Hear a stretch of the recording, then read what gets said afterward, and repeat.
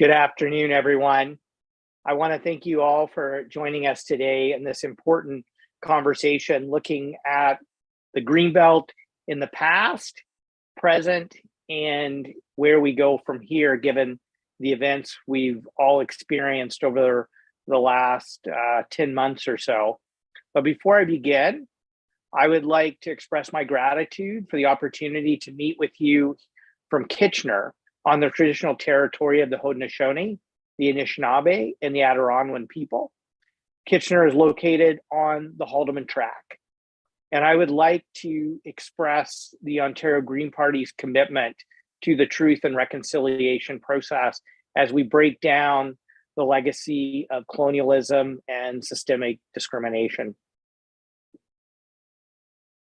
I'd like to welcome you all to this conversation today that is just a vital conversation about the Greenbelt.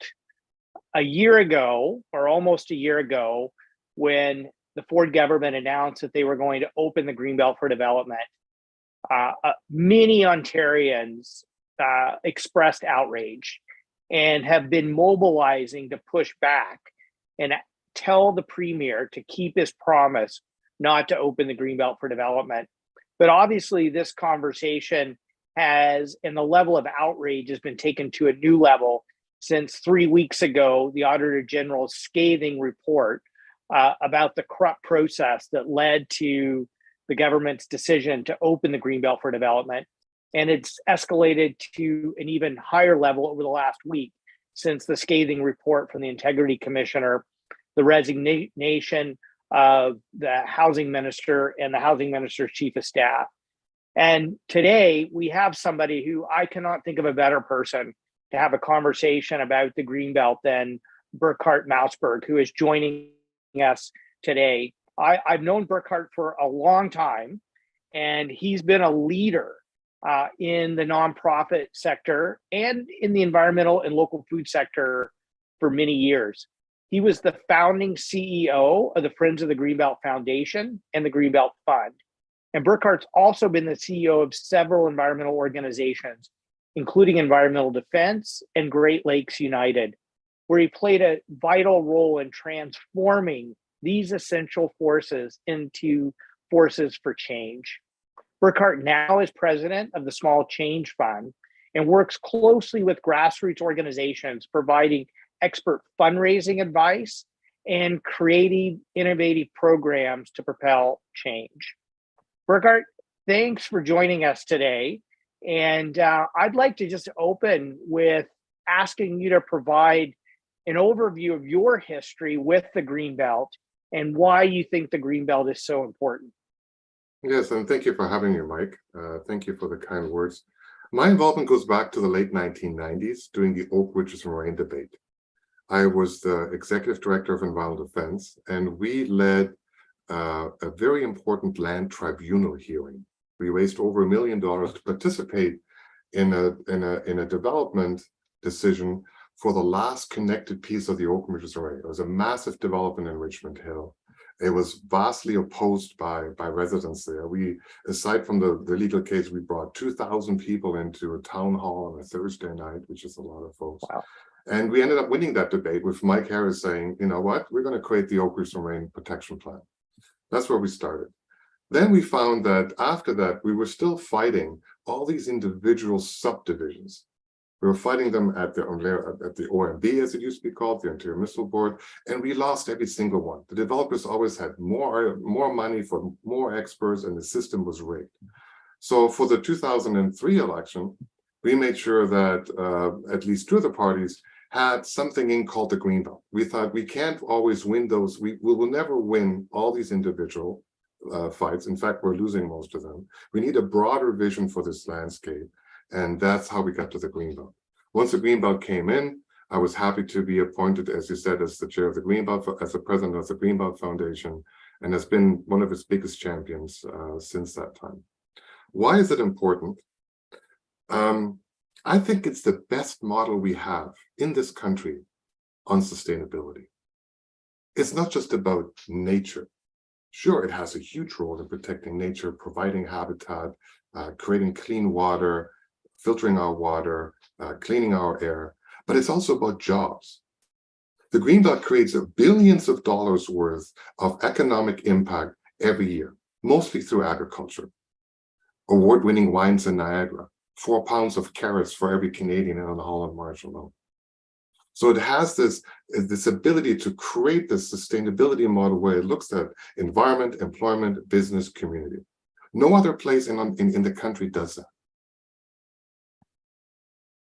And, you know, in the last few days since the $8.3 billion Greenbelt scandal has escalated and the amount of public pushback towards the government has increased, the premier has really ramped up his rhetoric, saying things like the Greenbelt's a scam, it was designed on the back of a napkin.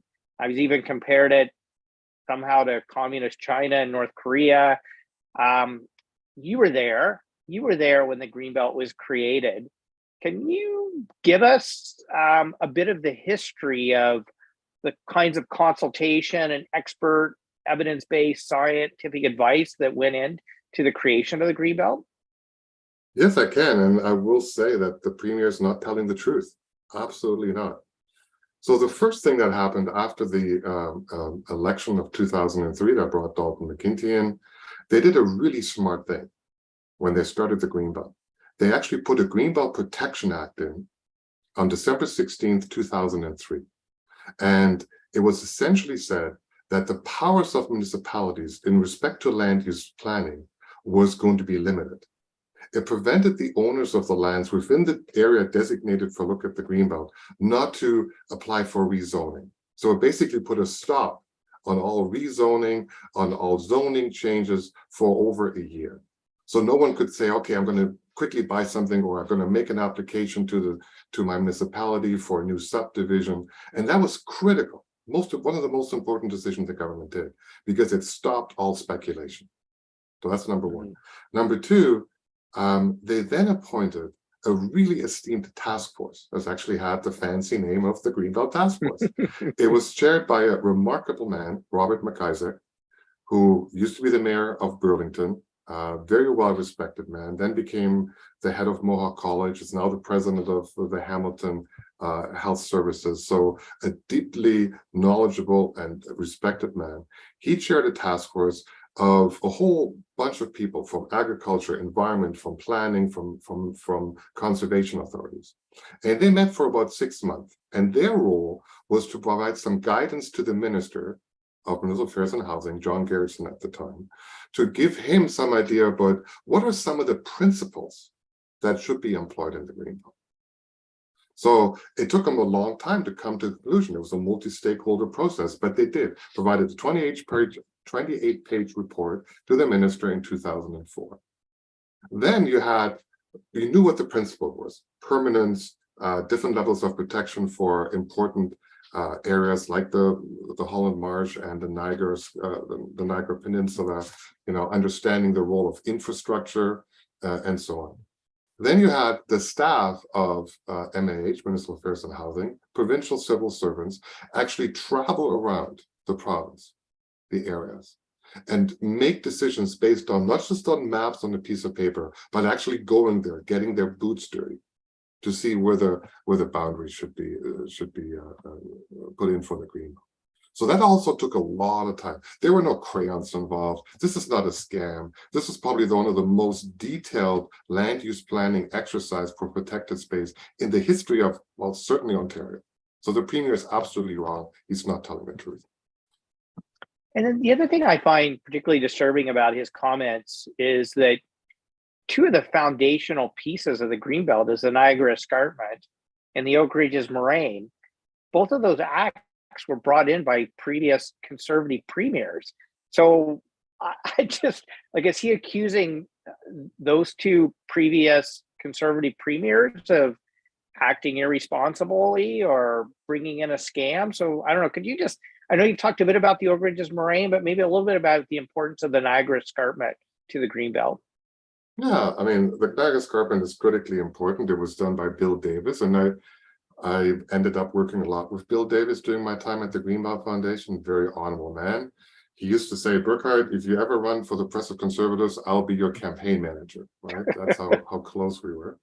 And as you know, I never have any political aspirations.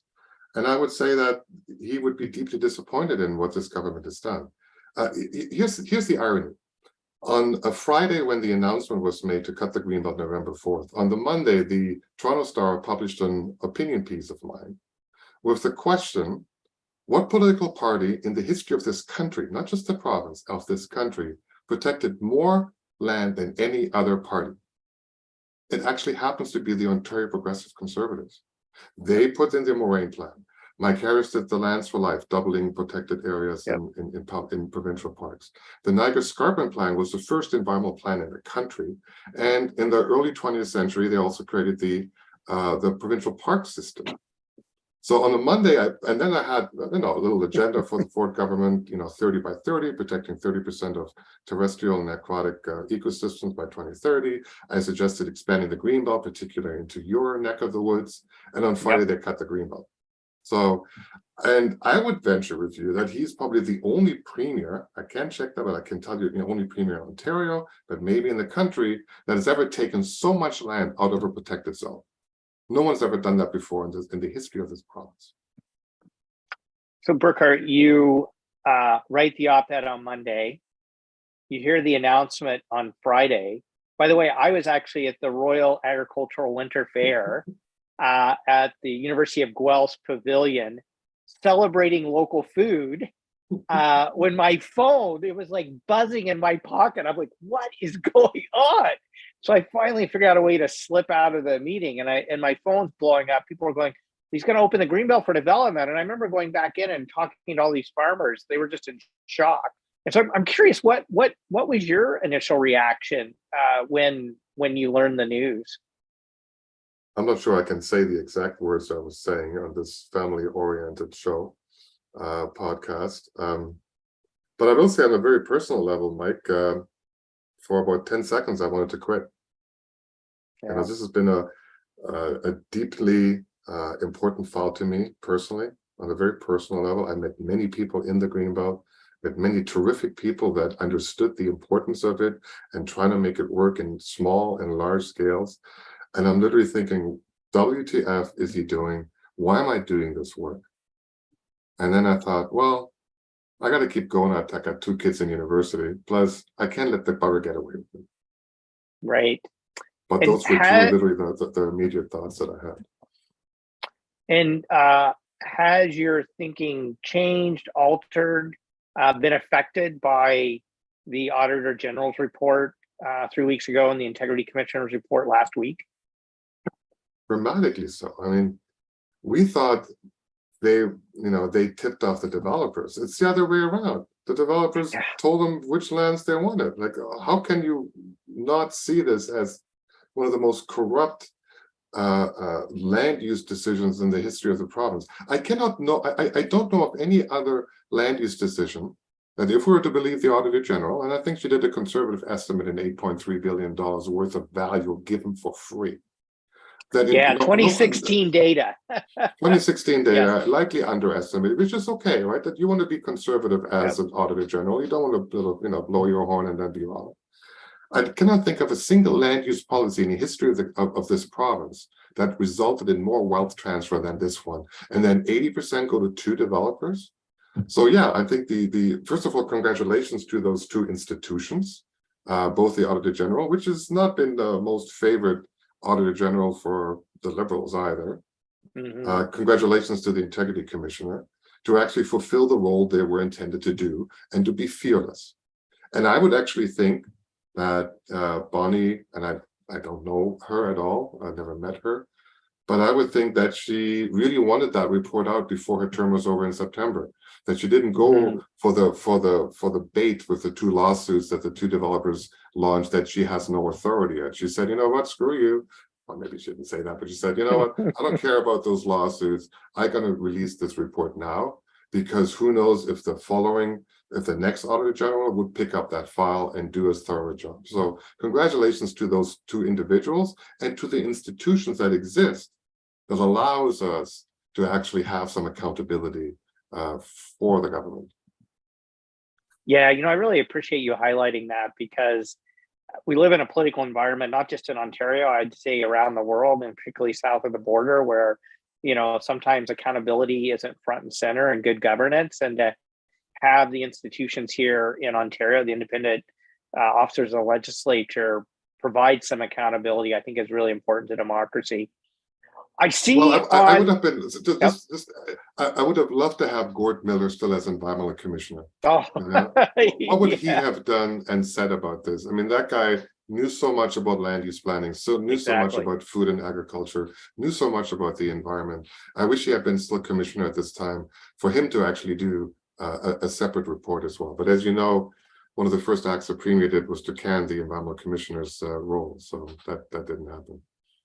Yeah, it would have been nice to have a third independent officer of the legislature write a report on the Greenbelt from an environmental perspective. Absolutely. I see in the corner of your screen there something called the Small Change Fund. And I know you're the CEO of that fund. And I've seen a lot of signs in communities all over the province, not just in Greenbelt communities, but in places like Guelph and Kitchener and other places that are not adjacent to the Greenbelt. I've seen signs that say Doug Ford, keep your Greenbelt promise. And on many of them, I see the Small Change Fund logo on it. So I'm wondering if maybe you could share a bit of what role you've played in supporting all the just average folks in communities across the province who are trying to have their voices heard on this issue, and what you see going forward, the role that citizens can play in pushing back on this decision to open the Greenbelt for development. Yeah, let me take you through 4 or 5 examples of what we have done and what we'll continue to do. But let's just start from one important premise. And that, what does the public actually think about the Greenbelt? How do they feel about the Greenbelt? And I can say with certainty, because we've led public opinion research for many years at the Greenbelt Foundation, that the Greenbelt was the most well-known and most well-liked environmental initiative in the province, full stop. We would compare it to recycling, we would compare it to tree planting, we would compare it to carbon reduction, all those different things. Greenbelt was always on top. Ontarians got it. They get it. They understand that land is finite. They understand that we need a new sustainability model. And I think that's part of why we're seeing this uproar. It's not just about the corruption. I mean, that accelerates the uproar by people, but it's the fact they get it. They understand the importance of food production.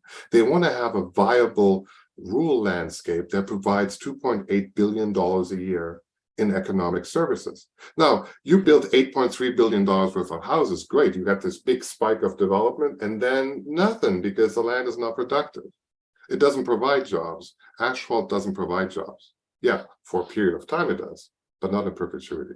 So Ontarians get it. They understand, number one, critical important piece for the benefit of our children, of our environment, of our economy. And they get the fact that this is a really corrupt way of doing it. There's no open process. There was no open process. So starting from that premise that we're not dealing with some esoteric law, this is not about, I don't know, whatever. This is in front and center in the public understanding what's important for public policy in our region. So to continue this fight, and what we have done is go back to people power. It's about organizing. It's about getting people involved and say, hey, you got to talk to your MPP. The best thing that can happen is when caucus meets with the premier and he gets an earful because there were 1,000 people at my door for 2 hours with signs, or I have, even the most conservative supporter in my riding is saying, we're looking like corrupt decision makers. So number one is organizing. Political power is given by the people. So let's organize, let's tell folks. That's the first thing. And signs are part of it. You're absolutely right. Protests are part of it. And there's lots of protests going to go on in the next little while in various ridings with various politicians. But some people don't like the protests. I get it. It's it's an expressive thing and it's not your thing. Then donate. Donate. Surely you can donate to Small Change Fund, go to smallchangefund.ca, but there's lots of other organizations that are working on this file. And then we need the resources to print those signs, to get the organizers there, to do all the work that's required to embrace and foster people power. I think we're going to see some nonviolent action, right? I think this is our Fairy Creek moment. Fairy Creek is the area in British Columbia, one of the largest civil disobedience, giant yellow cedars being cut down, old growth forest, and people got arrested. And I will bet you a case of good organic local Greenbelt beer that when the bulldozers start, people will chain themselves to it. I'll be the first. Well, maybe not the first, but I'll be one of them. And I know my 76-year-old neighbor, who I barely talked to about environmental issues, says, this is outrageous. Where can I chain myself onto the bulldozer? So I do think you're going to see nonviolent direct action, because people don't want to put up with this.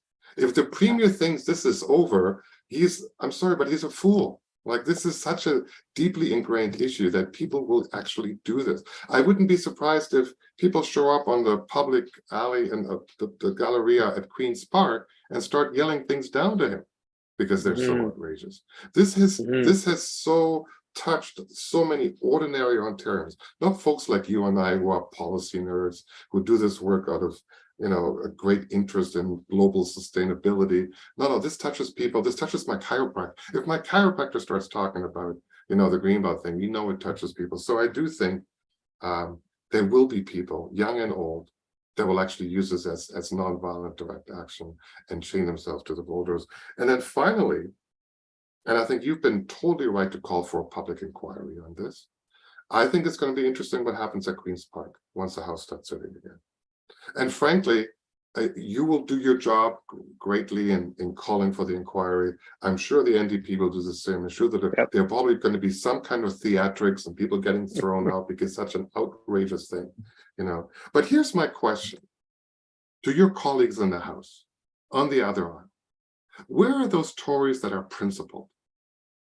At what point, when you were yelling about $1 billion boondoggle of the gas plants with Dalton McGuinty, you have an $8 billion boondoggle, and you're still sitting as a progressive conservative? The party with the history of the largest land protection in the country, and you're still sitting as a Tory? At what point are you going to have some principles and cross the aisle? Join the Green Party, sit as an independent, I don't care. But where are your principles? That's what I want to know. Yeah. It's a good question. And your point, I'm, as you know, a big job of MPPs is to go to cultural community events. And so I was at an event recently, a picnic for one of the culture communities in Guelph, and speaking with a number of people who English is their second language, and have, concerns as like any newcomer would have. And people were coming up to me unprompted, asking me about this Greenbelt scandal and expressing their outrage. And I feel like if it's penetrated that deep into communities, you're right, it's not going away. And I have been at some of the rallies where I've had people who, are 80 plus coming up to me saying, they will chain themselves to a bulldozer. So I don't think you're being hyperbolic in saying that at all, Burkhard. I'll join you, Mike. Mike, I will join you for the first ones to. There we go. I want to give you an opportunity to just talk a little bit about the Small Change Fund. I know you're here to talk about the Greenbelt, but you said people can donate to the Small Change Fund. If they did donate, like, where would that money go, and how would it help the citizen pushback on the Greenbelt? Sure. If you go to smallchangefund.ca, it's a crowdfunding platform. We have some 70 different projects across the country. One of them is the Greenbelt. You just search for Greenbelt. First and foremost, it will go into grassroots organizing. It will go into paying for the banners. It will go into the expenses for volunteers that have to organize. We have lots and lots of volunteers that are working. Yes, we have some paid organizers that help volunteers do their things. So it's principally communication materials, education materials, and then organizers' time. Thanks for that. I'm going to open things up to ask James if anyone sent any questions in from our audience. But before I do that, if there's one just final takeaway that you want to share with our audience, what would it be? That's an easy one. It's just get involved, and you don't have to be the one that is chaining themselves to the bulldozer. That's only for certain people. I get it, but do something.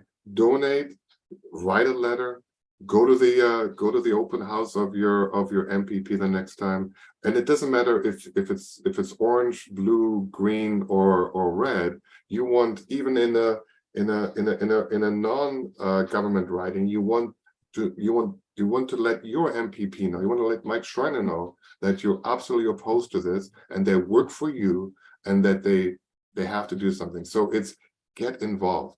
Being a passenger, being an onlooker is not going to help. You don't have to do everything, but do something. Get involved.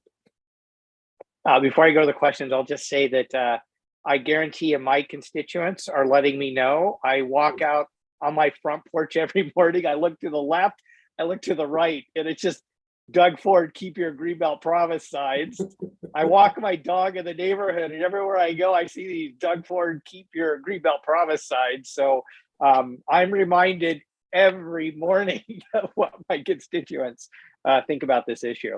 So James, I'm just wondering if we have any questions. I know we just have a few more minutes left. Any questions that have come in, either for Burkhard or myself? You bet. Yeah, I'll run through a couple of them here. We got one that was about how different levels of the government can work together on the Greenbelt file. Obviously, there's been the environmental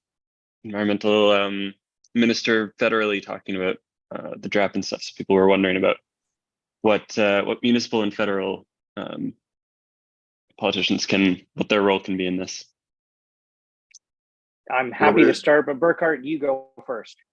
Well, I mean, they have to have some guts, number one, right? So at the federal level, I've been, happy to see that Minister Stephen Guilbeault already pointed out the effects of the land grab on the Rouge National Park, Canada's first and still largest urban national park, critically important area for our region. And if you start building monster homes right next to it with traffic and construction and everything, you are going to affect the wildlife that lives there, full stop. So he has said that he wants to engage in a federal assessment regime. That can only happen once there is a proposal. It can't just happen in isolation. Number two, and I say this to my friends at all city councils, because the Greenbelt land grab is one thing, but this government has done so many wrong things on planning, MZOs, municipal zoning orders, like no one else in the history of this province. Forcing Kitchener and other areas, Hamilton, to actually do sprawl, despite the fact that their councils have decided we want to grow only within our boundaries. I say to my municipal friends, don't do it. Just don't do it. Nobody, what is the Fort government going to do if you're actually going to still plan all your growth inside? You have to fight back at this. You can't just accept that these decisions are in the interest of your community. You have to stand up as a municipal councilor and say, no, we're not going to do that. We got elected locally to make local decisions. You're intervening in those decisions. That's wrong. We're not going to go sprawl more and pave over more farmland. Yeah, I just say ditto to everything that Burkhard just said. And the only thing I would add is the Ford government took away your money to actually build the infrastructure that is required for sprawl. So you don't even have the money to do it. So say no on principle, but also say no because financially you're not going to impose those costs onto your local taxpayers. We've got a question here about what sort of the economic value of the Greenbelt is in terms of CO2 reduction, wildlife habitat, sacred plants, and health healing plants, as that sort of relates to healthcare costs. I guess generally, if you guys could speak about sort of the value of the Greenbelt economically and what that contributes to local economies. Before you answer that, Burkhard, I just want to say that the person who made sure all the studies that were done that inform most of my remarks on this is online right now. So I'm going to let him answer that one. I don't know all the details. There's lots of studies, as Mike said. You go to the greenbelt.ca and there's all the detailed studies. The Greenbelt has it's a huge carbon sink. I think it's the equivalent of 20 million cars a year. That is the carbon taken out of the air by the Greenbelt. That's huge. It has a huge buffering effect. We know it has huge contributions to cleaning the air, to actually take pollutants out, aside from CO2, and cleaning the air. We know that the number of jobs and the economic input is massive, $2.8 billion a year. Last number I heard was 800,000 jobs, the direct and indirect jobs in the Greenbelt itself. Because when the land is a working landscape, it provides work. It's very simple. But some of those other details you can look up at greenbelt.ca. It's more than just nature. This is what our message was to the Greenbelt Foundation. This is a sustainability model. Yeah, the only thing I would add to that is the Suzuki Foundation, I think, did a study that, what is it, ecosystem services for the Greenbelt is in the billions of dollars as well. But the one point I really want to make that is so important is the food and farming sector contributes $50 billion to Ontario's economy and employs over 880,000 people. And not all that happens in the Greenbelt, but a big chunk of it happens in the Greenbelt. The Holland Marsh, Niagara, but the Dufferin Rouge Agricultural Preserve is what I really want to zero in on, because 60% of the land that the Premier wants to take out of the Greenbelt is the Dufferin Rouge Agricultural Preserve, some of the best farmland in all of North America. And that is a direct threat to our local food supply chains at a time when people are struggling to afford groceries and put food on the table. It's a direct threat to our food and farming economy. And so this has really significant economic implications. And for a premier who likes to think of himself as somebody who is pro-jobs, pro-economics, like, is so off base on the economics of this, it's infuriating. Yeah, and one of the interesting lessons that I learned, which I was grateful for during my years at the Greenbelt, is working with the farm community, understanding on how they operate. And here's the thing, as sprawl moved northward or northeast, what would happen is the farmers would lose their infrastructure. The veterinarian would leave because she wouldn't have enough customers anymore.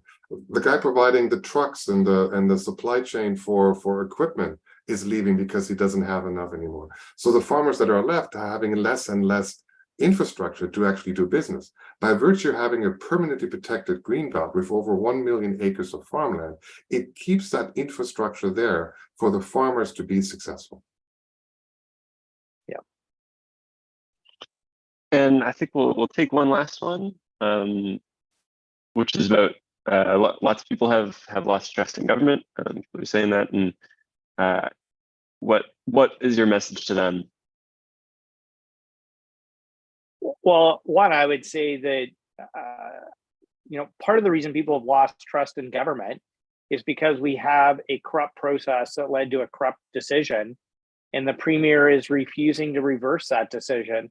As a matter of fact, the announcement he made yesterday to basically say, hey, we're going to review opening the entire Greenbelt for development actually makes the mistake he's already made even worse. And so I think that shattered trust. That how could a handful of wealthy, well-connected board insiders literally hand envelopes to the minister's chief of staff, directing them on which property should be taken out of the Greenbelt, and then cash in $8.3 billion. And so I think the only way to begin to restore trust is for the premier to step up to a microphone and say, I've heard you. I'm going to keep my promise not to open the Greenbelt for development. I'm going to reverse the decision, and we're going to permanently protect Ontario's Greenbelt. And then I would add my call for an independent public inquiry, because we need to understand like how something that we thought was protected forever could just with a stroke of a pen have those protections removed. We need to ensure that we have the proper governance protections in place that our Greenbelt is truly protected forever. Yeah, the only thing I will add to Mike's comments is, what choice have we got? We got government, whatever dirt and trouble it goes through, right? But what else choice do we have? I mean, we have to deal with what we have to deal with. I think Mike is right. Accountability is important. Reversing decisions is important. The institutions we have around government, like those two independent officers of the House, are important. But at the end of the day, that's the system we're giving. And let me put this positive. The more people engage, the more honest government will become. Yeah, 100% with you. Agree on that. And Burkhard, that's exactly why I wanted to have you here today. I think the work you've done in the past at Environmental Defense, Greenbelt Foundation, the work you're now doing with the Small Change Fund to support all these grassroots community-based organizations is just vital to democracy. And so thank you so much. I know you're incredibly busy. Thank you so much for joining us today. And I want to thank everyone who's tuned in on this vital conversation about how we can protect our Greenbelt today and moving forward. So thank you all for joining us. Thank you, Mike.